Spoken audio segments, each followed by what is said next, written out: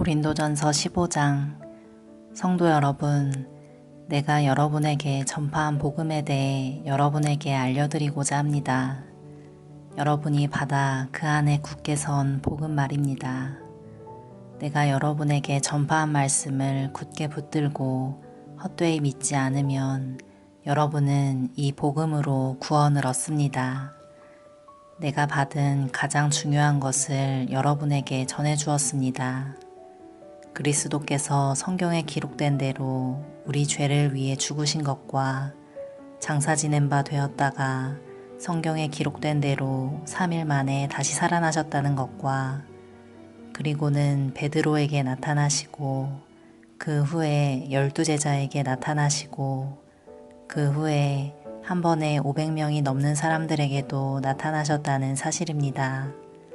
그 사람들 중에는 이미 죽은 사람들도 있지만 대부분은 아직도 살아 있습니다. 그 후에 야고보에게, 그 다음에 모든 사도들에게 나타나시고 맨 마지막으로 조사나와 같은 나에게도 나타나셨습니다. 나는 모든 사도들 중에서 가장 작은 사람입니다. 나는 과거에 하나님의 교회를 핍박했던 사람이기 때문에 사도라고 불릴 자격이 없습니다. 그러나 지금의 나는 하나님의 은혜로 된 것이므로 내게 베푸신 그분의 은혜가 헛되지 않았습니다. 나는 다른 사도들보다 더 열심히 일하였습니다. 그러나 그 일은 내가 한 것이 아니라 나와 함께 하시는 하나님의 은혜로 한 것이었습니다. 내가 되었든지 아니면 그 사람들이 되었든지 간에 우리가 전파한 복음은 이런 내용이고 여러분은 이것을 믿었습니다. 그리스도께서 죽은 자들 가운데서 다시 살아나셨다고 우리가 전파하는데 여러분 중에서 죽은 자들의 부활이 없다고 말하는 사람이 있는 것은 어찌 된 일입니까? 죽은 자들의 부활이 없다면 그리스도께서도 다시 살아나지 못하셨을 것입니다. 그리고 그리스도께서 다시 살아나지 못하셨다면 우리가 전파한 복음도 헛되며 여러분의 믿음도 헛될 것입니다. 그뿐만이 아닙니다. 우리는 하나님께서 그리스도를 다시 살리셨다고 그분에 대해 증언했으니 하나님에 대해 거짓 증언한 사람들로 판명될 것입니다. 죽은 자들이 다시 살아나지 못한다면 하나님께서 그리스도를 다시 살리지 않았을 것입니다. 참으로 죽은 자들이 다시 살아나는 일이 없다면 그리스도께서도 다시 살아나지 못했을 것입니다. 그리고 그리스도께서 살아나지 않으셨다면 믿음은 공허한 것이 될 뿐더러 여러분은 여전히 죄 가운데 있을 것입니다. 그렇게 되면 그리스도를 믿다가 죽은 사람들도 멸망했을 것입니다. 우리가 그리스도 안에서 소망하는 것이 이 세상 삶에 그친다면 우리는 이 세상 어느 누구보다도 불쌍한 사람들일 것입니다. 그러나 이제 그리스도께서는 죽은 자들 가운데서 다시 살아나 잠자는 자들의 첫 열매가 되셨습니다. 죽음이 한 사람을 통해 온 것처럼 죽은 자들의 부활도 한 사람을 통해 옵니다.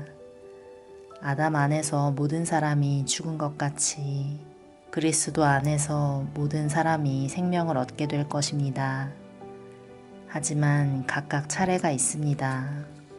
첫 열매이신 그리스도께서 먼저요. 그 다음에는 그리스도께서 재림하실 때 그리스도께 속한 사람들입니다. 그리고 나서 그리스도께서 모든 권력과 모든 권세와 능력을 멸하고 나라를 하나님 아버지께 돌려드릴 마지막 때가 올 것입니다. 그리스도께서는 모든 원수를 자기의 발 아래 두실 때까지 당연히 왕노릇해야 합니다. 그리스도께 멸망받을 마지막 원수는 죽음입니다.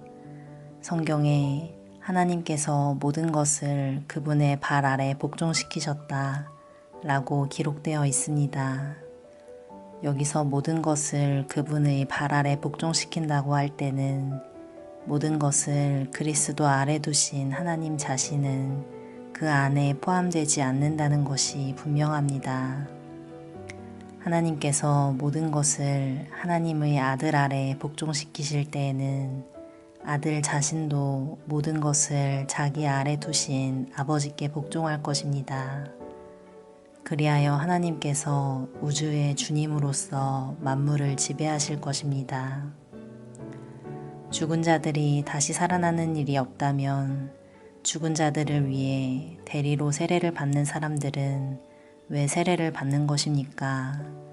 죽은 사람들이 도무지 살아나지 않는다면 그 사람들이 죽은 자들을 위해 세례를 받는 이유는 무엇입니까? 우리의 경우는 어떻습니까? 우리는 무슨 이유로 매 순간 위험에 처한단 말입니까? 성도 여러분, 우리 주 예수 그리스도 안에서 내가 여러분에 대해 가지고 있는 자랑을 두고 확신 있게 말합니다만 나는 날마다 죽습니다. 내가 에베소에서 사나운 짐승들과 싸운 것이 단순히 인간적인 이유에서였다면 내가 얻은 것이 무엇이겠습니까? 죽은 자들이 다시 살아나는 일이 없다면 먹고 마시자 내일이면 죽을 목숨이라고 하지 않겠습니까? 속지 마십시오. 나쁜 친구를 사귀면 좋은 습관도 나쁘게 됩니다.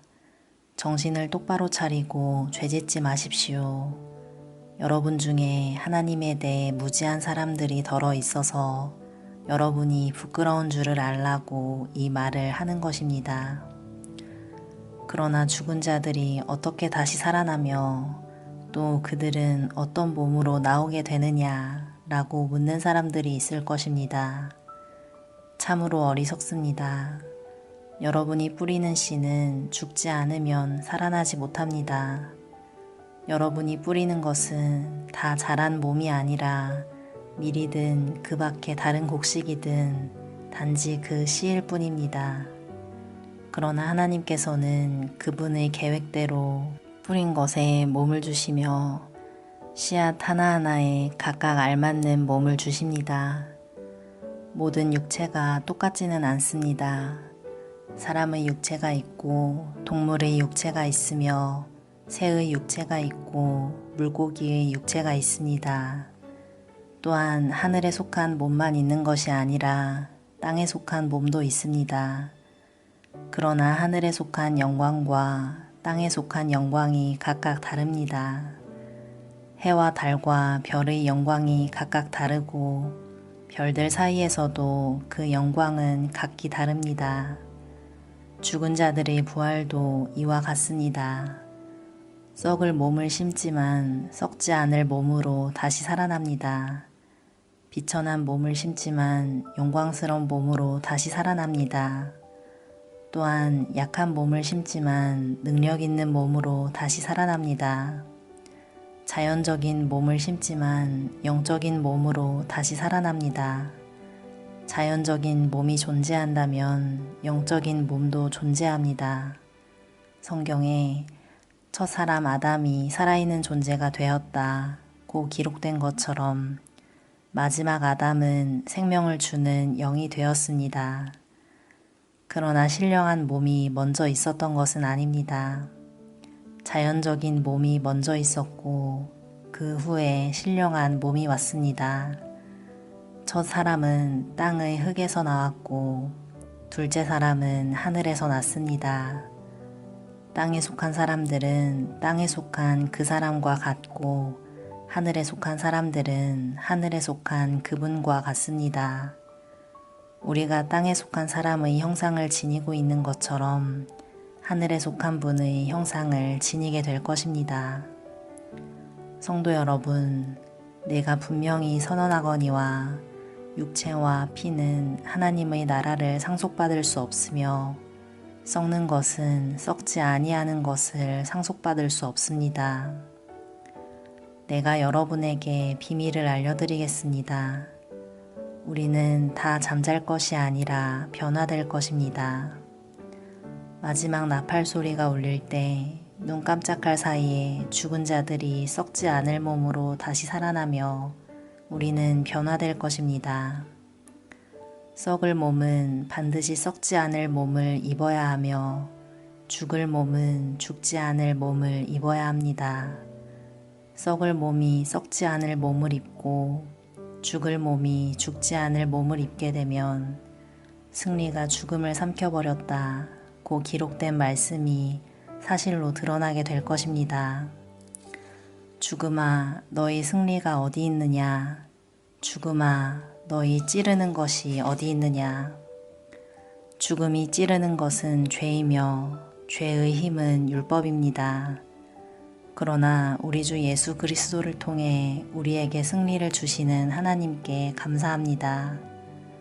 그러므로 나의 사랑하는 성도 여러분, 굳게 서서 흔들리지 말고 항상 주님의 일을 위해 자신을 드리십시오. 주님을 위해 일한 여러분의 수고는 결코 헛되지 않는 것임을 기억하시기 바랍니다. 아멘.